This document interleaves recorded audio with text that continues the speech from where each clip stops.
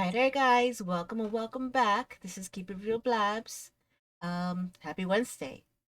So, hope you guys are having a good hump day. And yeah, we're gonna catch up with Amber and see how her day is going. I don't think it's going very well.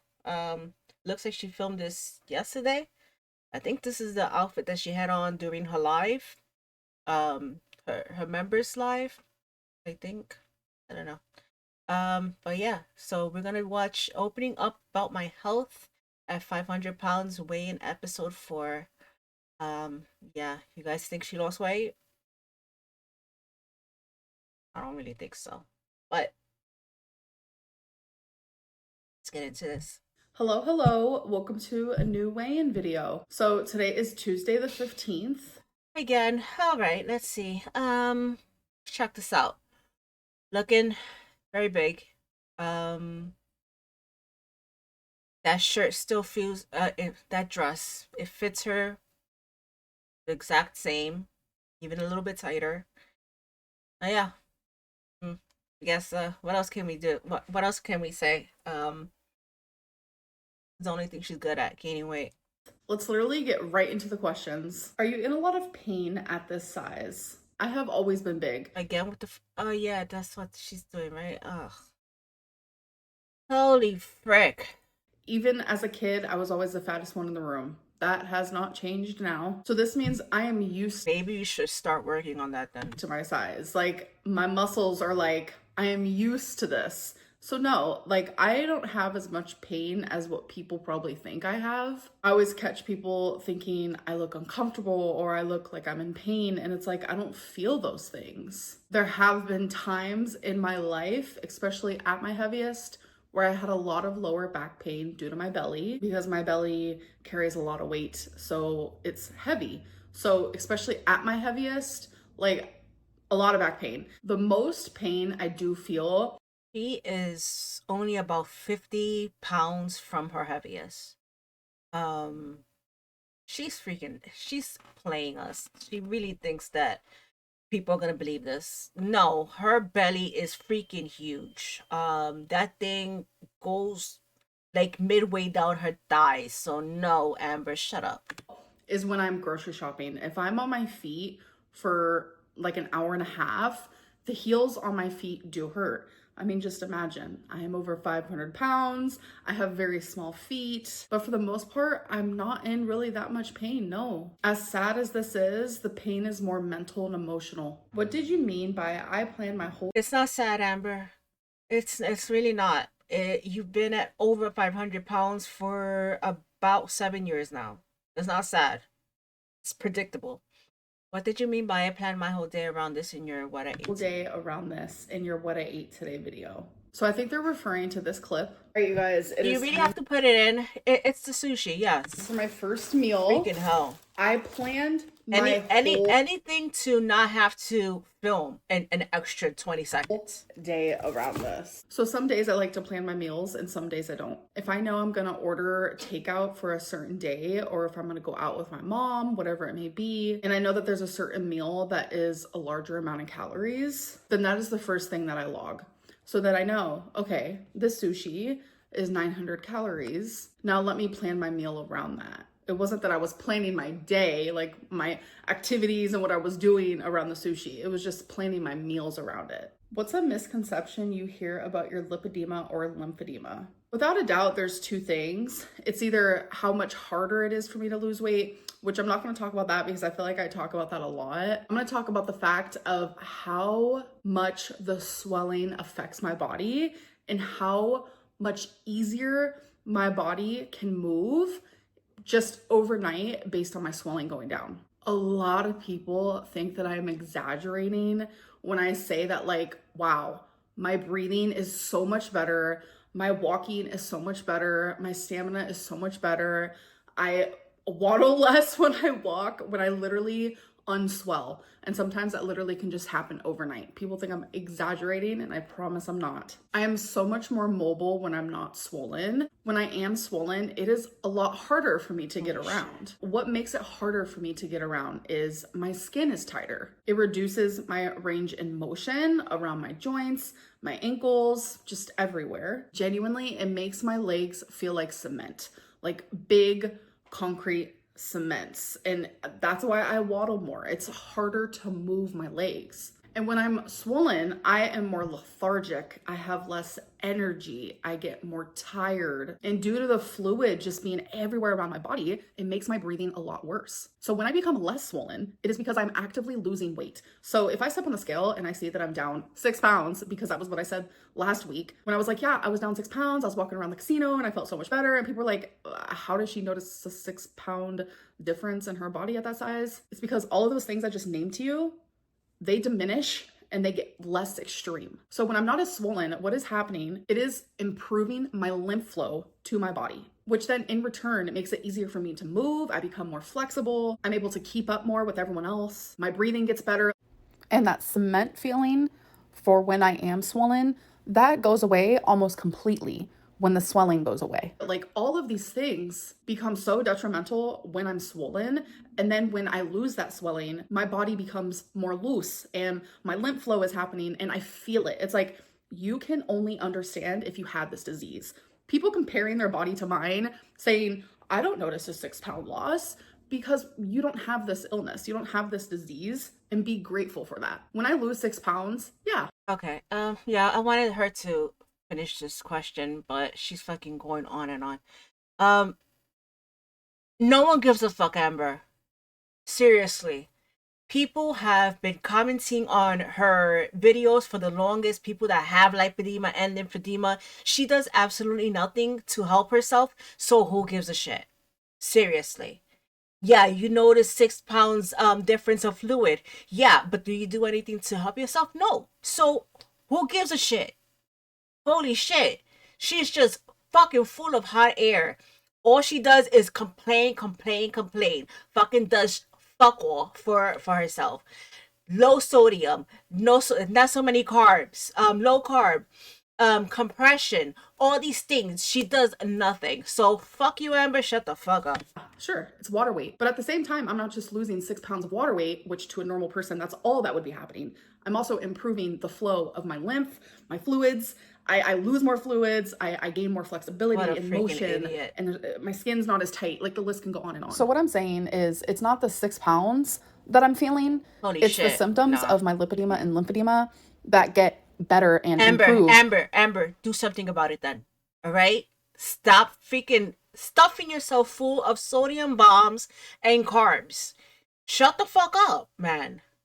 Go use compression socks. Go to the freaking doctor.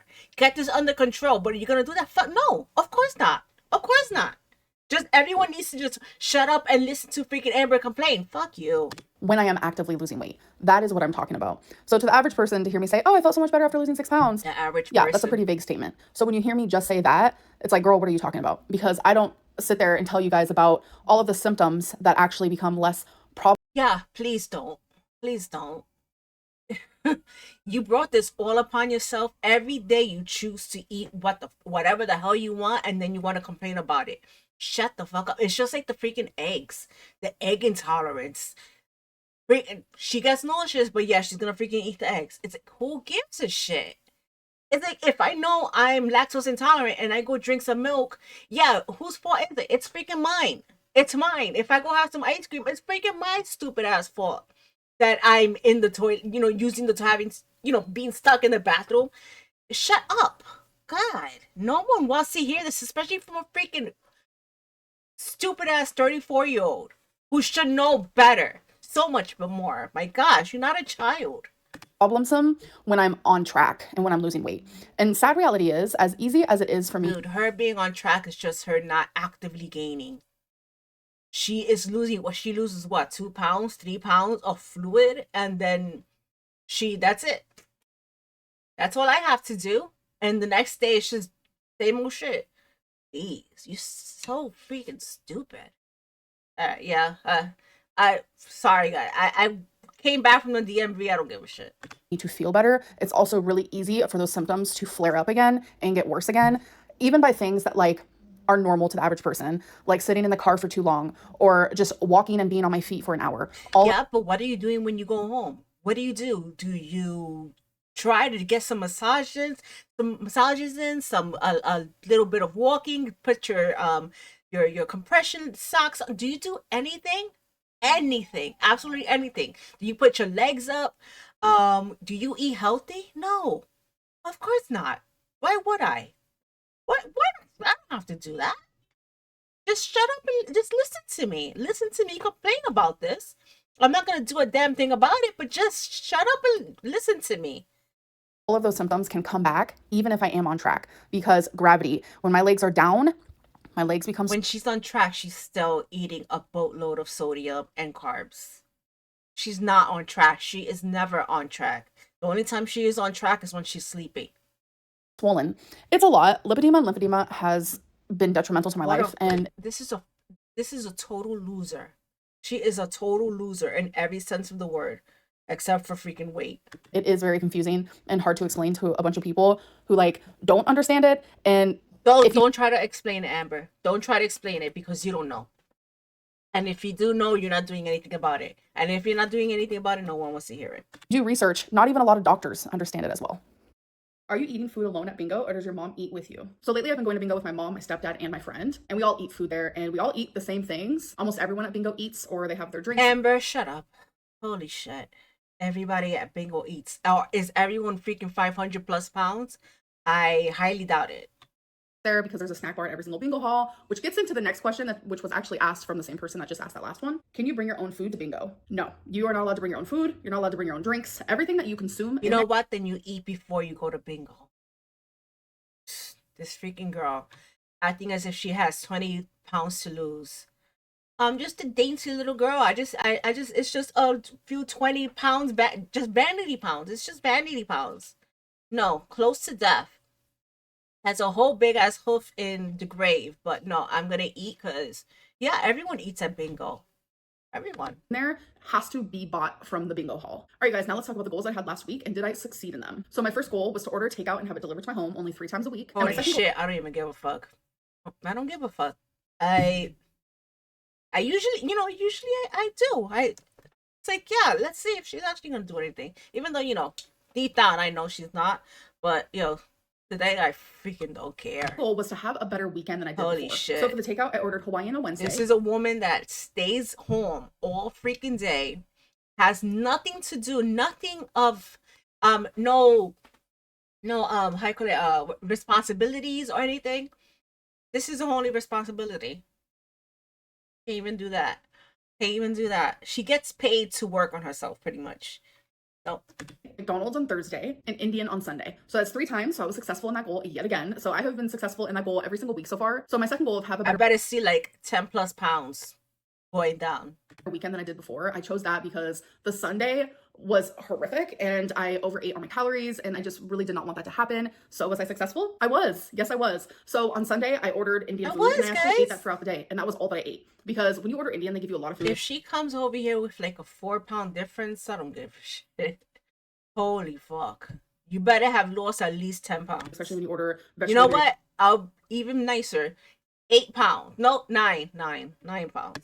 So I was able to split that for 3 meals. And then on Saturday with my family, we actually went out to eat to a burger joint. Oh my god, three meals?